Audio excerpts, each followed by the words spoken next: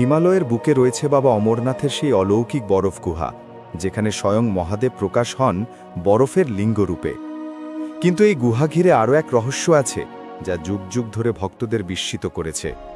সে রহস্য দুটি সাদা পাখি, যাদের বলা হয় অমর যুগল। লোককথায় আছে, একসময় মহাদেব পার্বতীকে অমৃত তত্ত্ব বোঝাচ্ছিলেন ঠিক এই গুহার ভেতরেই। চারপাশে কেউ যেন না থাকে, তাই শিব সব প্রাণী, সাপ আর দেবদেবতা সহ গানদের সরে যেতে বলেছিলেন। কিন্তু শোনা যায় তখন দুই সাদা কবুতর গুহার ছায়ার মধ্যে চুপচাপ শুনছিল সেই মহাগোপন জ্ঞান।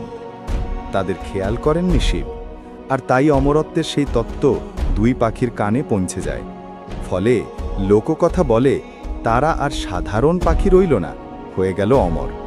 প্রতি বছর বরফের শিবলিঙ্গ যখন ধীরে ধীরে আকার নিচ্ছে, তখনই যেন সেই পাখিগুলো দেখা দেয়। তারা কখনো ভয় পায় না, মানুষের ভিড় থেকেও দূরে যায় না। আজও অমরনাথ যাত্রায় অনেক ভক্ত বলেন, যখন তারা বরফ গুহার কাছে পৌঁছান, তখন হঠাৎ দেখা যায় সেই দুটি সাদা পাখি। কেউ বলে এরা 1000 বছর ধরে একই রকম আছে, কেউ বলে এরা মহাদেবের দূত, ভক্তদের আশীর্বাদ দিতে আসে। আবার কেউ বিশ্বাস করেন এরা আসলে মানুষ নয়, দেবতাত্মা। ভক্তদের বিশ্বাস, যতদিন অমরনাথ গুহা থাকবে, ততদিন এই দুটি অমর সাদা পাখি পাহারা দেবে মহাদেবের সেই পবিত্র স্থানকে। মহাদেবের ভক্তরা অবশ্যই কমেন্টে হর হর মহাদেব লিখে যাবেন।